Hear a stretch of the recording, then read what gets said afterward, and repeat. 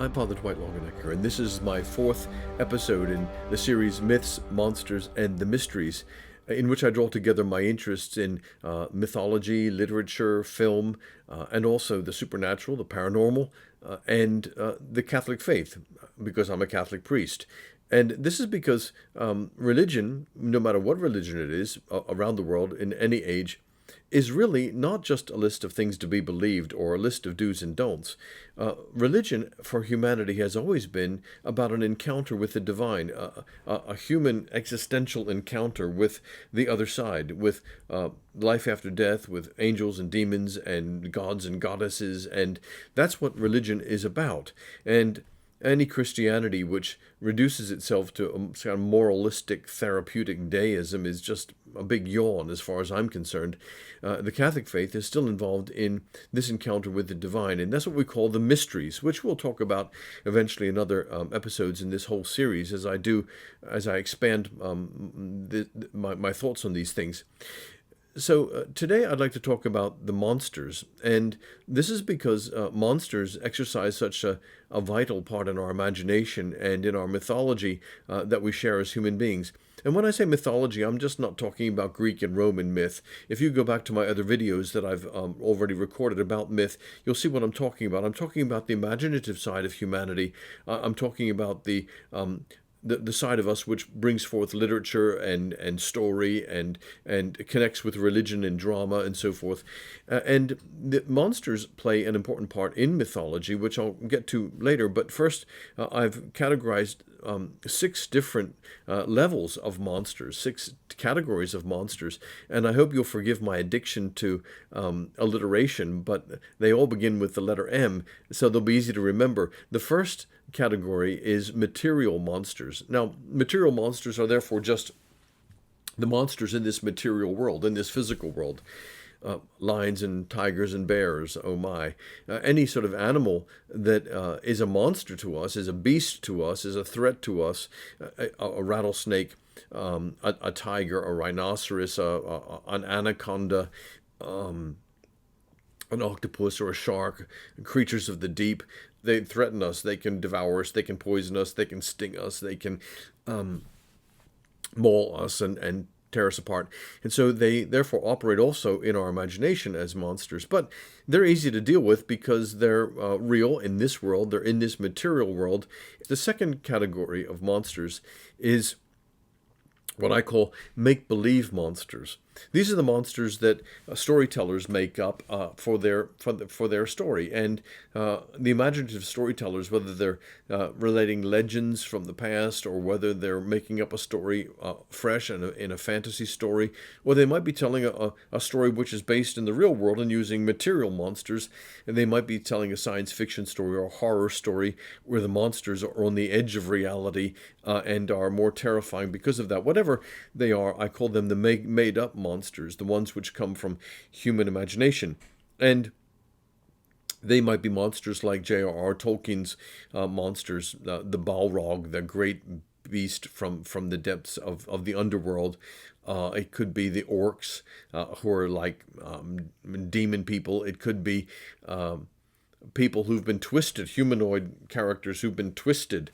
But whatever the made-up monsters are, they can be subdivided into two different subcategories. The made-up monsters are either humanoid or hybrid. And the humanoid monsters are the ones who are in some way or other a distortion of humanity.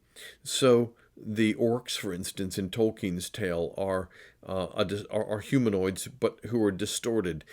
Trolls and fairies, all these kind of characters from stories are monsters from the other side, who are humanoid in some way. They're humans who have been distorted, or they're either giants and ogres, or they're tiny little people, or whatever. These monsters are humanoid monsters. The other monsters from this category of made-up monsters I categorize as hybrids, and hybrids are part human and part beast. Now, the hybrids come to us in all sorts of different forms as well. So, Frankenstein's monster is a humanoid monster, but the werewolf is a hybrid. The vampires are hybrids, part bat, part human. And the hybrids are especially terrifying because they show the bestial side of humanity. The story of Dr. Jekyll and Mr. Hyde, for instance, is a story of both the humanoid and a hybrid going together. And the humanoid, the ordinary human, Dr. Jekyll turns into Mr. Hyde, this bestial character, which symbolizes the dark side of Dr. Jekyll. And so in the made-up stories, we have humanoid monsters and we have hybrid monsters who are half human and half beast. And these stories really intrigue us because they unlock for us the bestial side of human nature. They unlock the dark side of all of us. And so they draw us in with their horror and their terror. The third category of monsters I call mental monsters.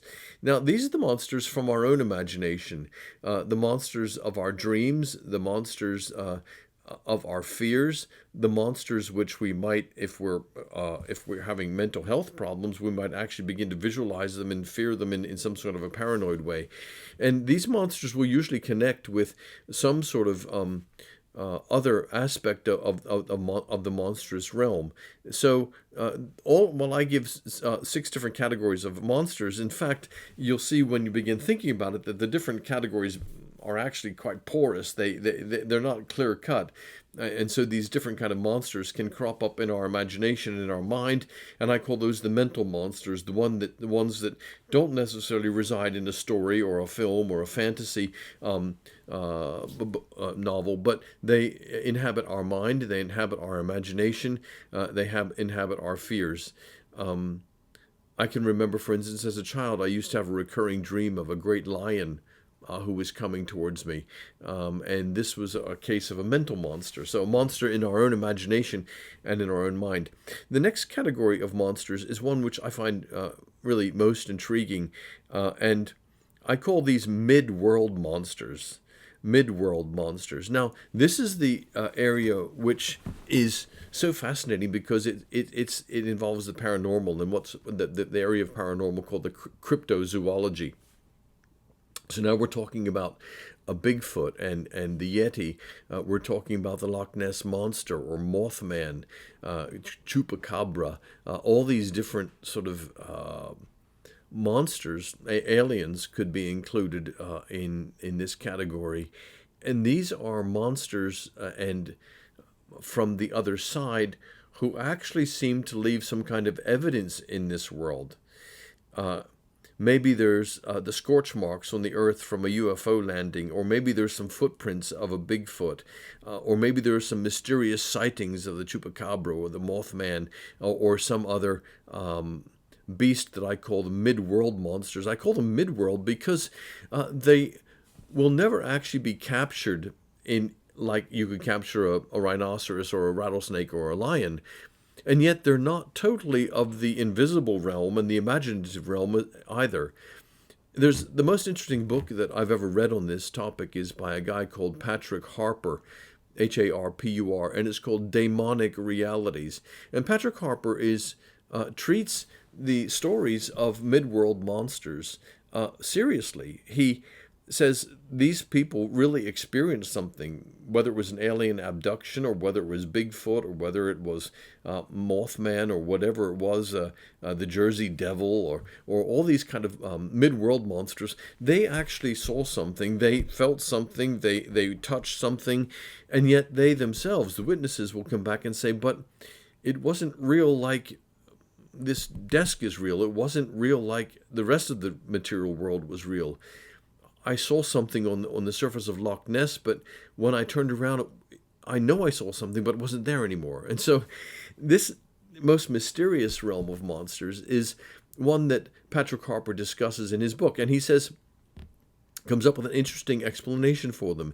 He believes that they are real, but not real in the material sense. Instead, and not real in the supernatural sense, the way a purely spiritual being might be real.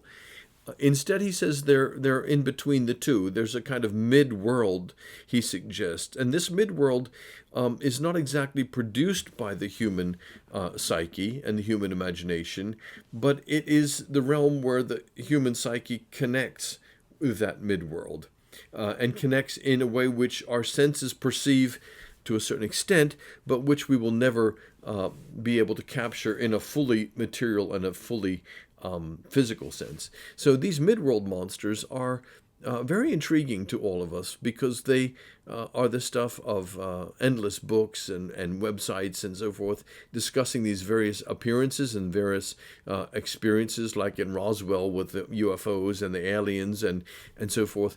And these mid-world monsters are one of the areas I'm going to be discussing in future videos. But for now, just make a note of Patrick Harpur's book if you're interested. He explores all sorts of different manifestations of mid-world monsters and gives a very interesting explanation for their existence and where they are, who they are, and how they appear to us. Well, the fifth category of monsters I would call metaphysical monsters. Metaphysical monsters are the monsters which are real, but they're invisible. They're real to us, but they exist on the other side completely. And these are the monsters that we would typically refer to as angels and demons, real spiritual beings, but without a physical form, without a physical body.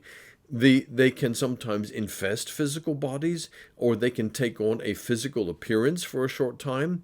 And in the Catholic Church, we believe, for instance, that demons who are the dark side of these metaphysical monsters can actually infest a human body. And this is what we call demonic possession. And angels, on the other hand, can sometimes take a physical form, and people can see an angel appearing as a human being, but again, they're kind of mid-world. They don't really exist in this world, but although they can make themselves to appear in this world. So metaphysical monsters, therefore, in our cosmology, are the monsters which exist on the other side. They're spiritual beings. They're real, and they can be identified as particular species in the other world, but they don't exist in this physical world in any real sense or any permanent sense, although they can have interactions with this physical world, as I've explained. And we'll talk more about that in other videos to come as well. The sixth category of monsters is what I call mythological monsters. And this is really, again, interesting to me because the mythological monsters are the monsters that we meet when we encounter classical myth. So the monsters like Medusa, the Gorgons, the Minotaur, the monsters of the deep, the various different monsters of Greek and Roman mythology, but also all the monsters of various other mythologies from other cultures from all around the world. The Hindu religion, for instance, and the Hindu culture has a vast array of different monsters, and that in this monstrous realm of mythology, we find all the different categories of monsters that I've already gone through. So in mythology, there will be monsters which are from the material realm, which are simply like sea monsters and lions and snakes and so forth, and serpents. But you will also find the monsters of the imagination, the monsters of the midworld, and also the monsters of the metaphysical monsters. And in mythology, all the different categories of monsters kind of blend together. So, for instance, in Egyptian mythology, you have the god Anubis, and Anubis is a hybrid. He's half man, half jackal. You find the god, the monster, the Minotaur in Greek mythology, who's half bull and half man. And these different types of monsters crop up within world mythology time and time again, in various different forms in various different cultures. And this really interests me because I wonder where they got the ideas from. Did they just make them up?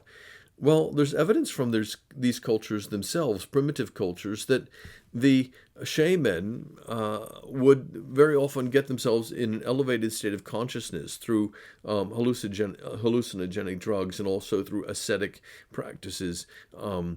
in which they would come out of their body and have out-of-body experiences, and they would encounter these various monsters. Well, the Catholic approach to all this sort of thing is, on the one hand, we are open-minded and we believe in these things, but on the other hand, we're called not to be gullible. In other words, we're called to use our critical faculties and our rational faculties to examine these things and to look at these phenomena, these human phenomena, and to ponder them and to wonder about them. If you'd like to read some more of my writings, then I blog regularly at dwightlongenecker.com. I also have some podcasts out there. I've written over 20 books. You can go and look at those as well. That's dwightlongenecker.com. Don't forget to click on the little bell to notify you when another episode in the series comes up. Thanks again for watching.